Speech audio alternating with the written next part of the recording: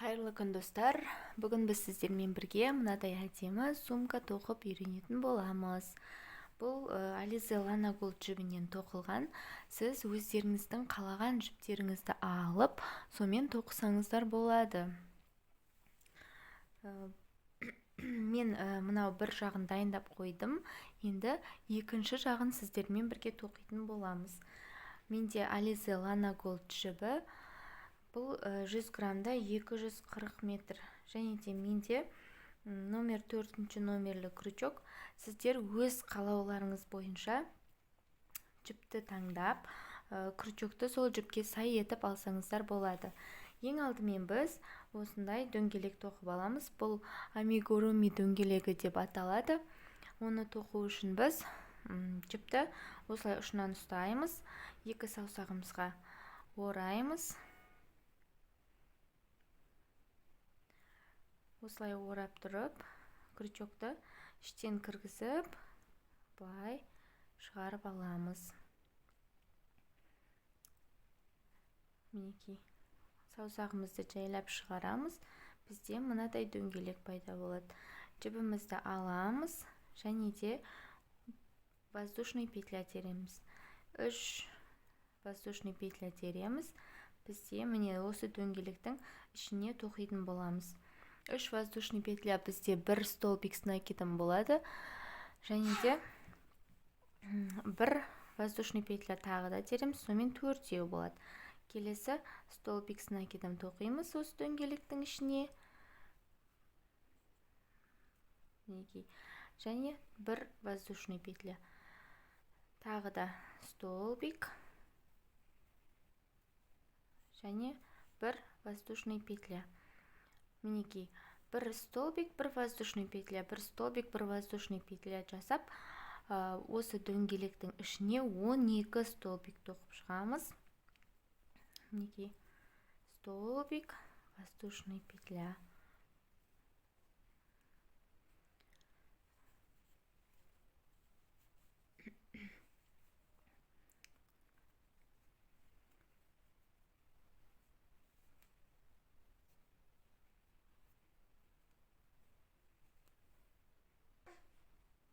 Мінекей, мен 12 столбик тоқыдым, ең соңғы воздушный петляны тоқыдым. Енді мынау жіпті тартып, осылай дөңгелек жасап аламыз. Мінекей. Енді бізде мынадай үлкен тесіктер пайда болады. Соған бірінші бұлай соединительный столбик жасап аламыз. Осылай барлығынан өткіземіз. Осылай қатарда аяқтаймыз. Және де келесі қатарда біз әр мынау тесікке 2 столбиктан тоқып отырамыз. Және де араларына бір воздушный петля тоқып отырамыз. 1, 2, 3. Бұл бізде бір столбикті болады. Және де мінекей екінші столбик. Және воздушный петля. Екінші тесікке 1 столбик, 2 столбик, 1 воздушный петля. Осылай айналдырып барлық тесікке 2 столбиктан тоқып отырамыз. Және араларына 1 воздушный петляны тоқып отырамыз. Мінекей екінші қатарымызды аяқтадық. 2 столбик, 1 воздушный петлямен айналдырып тоқып шықтық. Енді бұл жерде біріктіреміз. 1 воздушный петля тоқимыз соңына, және де мына жерде тоқыған 3 воздушный петляның үшіншісінен соединительный столбик тоқимыз. Мінекей. Тоқимыз. Және де мынау екінші столбиктен де соединительный тоқимыз. Осылай біз мына жердегі тесікке өтіп аламыз. Тағы да бір соединительный тоқимыз тесікке қарай. Мінекей. Осылай мына тесікке өтеміз. Мына жерден мына тесікке қарай өтеміз. Осы жерден бастаймыз. 3 воздушный петля бізде бірінші столбик болады. Және де тағы да осы жерге 2 столбик тоқимыз. Анау бірінші воздушный петлямен бірге 3 болады. Мінекей 1, 2, 3. Енді воздушный петля тоқимыз. Келесі тесікке 3 столбик с накидом тоқып шығамыз. 2, 3 1 воздушный петля. Бірінші қатарда 1 столбик, екінші қатарда 2 столбик, үшінші қатарда 3 столбик тоқып шығамыз. Және осылай айналдырып 3 столбик және де 1 воздушный петлямен тоқып шығамыз. Мінекей мен тоқып шықтым, үшінші қатарды аяқтадым. Енді үшінші қатарды біріктіреміз. Бастапқы 1, 2, үшінші воздушный петляға кіргізіп, осылай шығарамыз. Тағы да соединительный столбик жасап, мына тесікке өтіп аламыз. Екінші столбиктан үшінші осылай тесікке қарай өтіп аламыз. Және де төртінші қатарды да осылай тоқимыз. Бұл жерде біз үшінші қатарда 3 столбик тоқыдық. Енді төртінші қатарда 4 столбик тоқимыз. 2, 3 воздушный петля тереміз. Және де қасына 3 столбик тоқимыз. 1, 2, 3. Осылай 3 столбик тоқимыз. Және де біздің воздушный петляларымызбен бірге 4 столбик болады. 1 воздушный петля тоқимыз. Енді келесі тесікке 4 столбик тоқимыз. 2, 3 және 4. 4 столбик тоқып болған соң 1 воздушный петля тоқимыз. Мінекей біздің төртінші қатарымыз осылай тоқылып шығады. Ары қарай өзіміз жалғастырамыз. Мінекей төртінші қатарды аяқтадық. Енді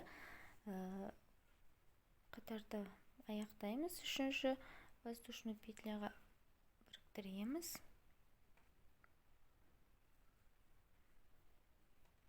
Енді бесінші соңғы қатарды тоқып шығамыз. Бесінші қатар бізде шамалы өзгешелеу. Соны тоқып шығайық. Енді бұл жерде ешқандай соединительный жасамаймыз, тек қана айналдырап тоқып шығамыз. Дәл осы жерден 3 воздушный петля тереміз. 2, 3. Келесі столбиктерді 3 столбикті тоқып шығамыз. 1, 2, 3. Мына жер тесікке келген кезде осы жерден 2 столбик тоқимыз. 1, 2. Осылай айналдырып тоқып жалғастырамыз. Әр столбиктің үстінен 1 столбиктен тоқып шығамыз. 2, 3 және 4. Мына арка тесікке келген кезде 2 столбик тоқимыз. 1, 2. Дәл осылай қатарды айналдырып тоқып шығамыз. Мінекей біз 5-ші қатарды аяқтадық. 5-ші қатарды бітірдік. Және де 3-ші воздушный петляға соединительный столбик жасаймыз. Мінекей. Енді жіпті тартамыз. Және де мына екі дөңгелекті біріктіретін боламыз. Мінекей мынаның оң жағын ұстаймыз. Мына дөңгелектің теріс жағын, екі теріс жағын былай беттестіреміз. Мінекей. Мынау теріс жағын беттестіреміз. Енді мынау үшінші воздушный петлядан алған соединительный столбикке былай кіргіземіз. Жоқ. Мынаны іліп аламыз жіпке. Осы соединительный столбиктен кіргіземіз. Және де мынау өткен қатарда жасалған соединительный столбиктен кіргіземіз. Мінекей.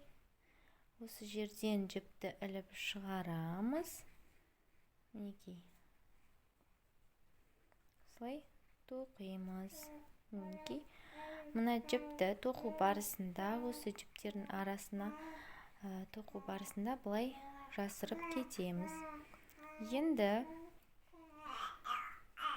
біз мынадай гүлдерді жиектеп тоқып шығатын боламыз.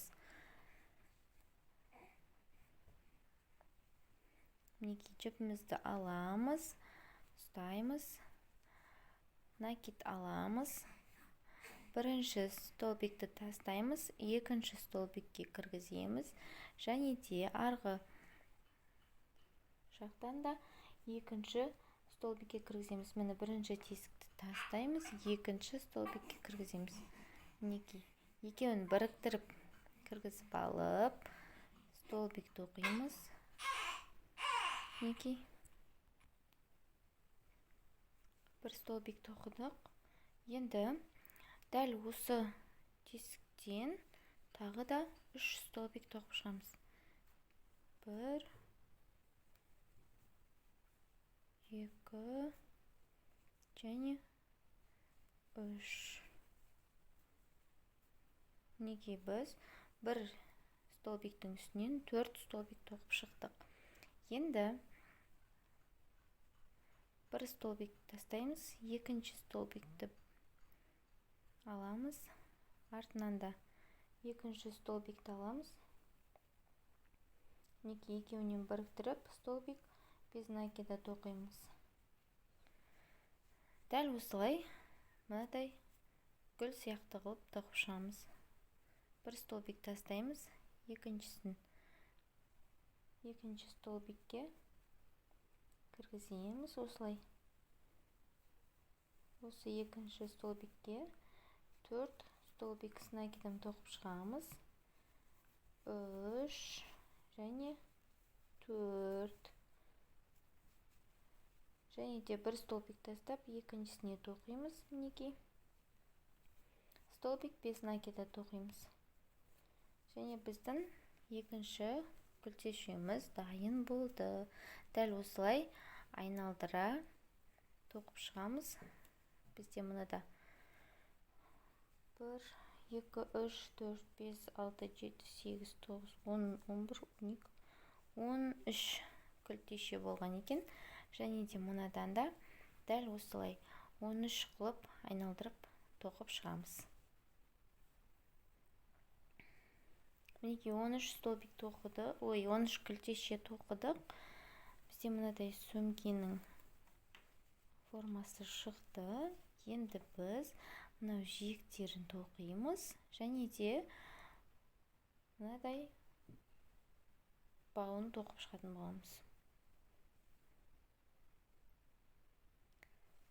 Жиектерін осылай ашамыз сумканы, және де бірінші қатардан былай әр столбикке соединительный петля тоқып шығамыз. Мінекей осылай.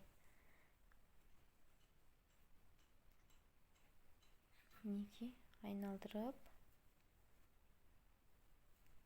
осылай тоқып шығамыз. Дәл осылай айналдырып мына жерге дейін тоқимыз, және де мына жаққа өтіп, мына қатарды да айналдырып тоқып шығамыз. Мінекей былай айналдырып, және де келесі қатармен былай айналдырып тоқып шықтым. Енді мына жерге келдік. Енді мына жерден осылай кіргізіп соединительный петля аламын, және де бауын тоқуға кірісемін. Бауын біз воздушный петляларды тоқып шығамыз. Өзімізге керек ұзындықта, қалағанымша ұзын немесе қысқа етіп алуымызға болады. Осылай тек воздушный петлямен тоқып мына жерге біріктірсеңіз болады. Немесе воздушный петляны тоқып біріктіргеннен кейін осы бауды столбик без накидпен тоқып шықсаңыздар болады. Столбик без накидпен тоқсаңыздар мынадай қалыңдау, ыңғайлы, әдемі болып шығады. Бауын тоқып шығамыз. Мінекей мен бауын тоқып біттім. Мен 120 воздушный петля алдым, және де столбик без накидамен тоқып шықтым.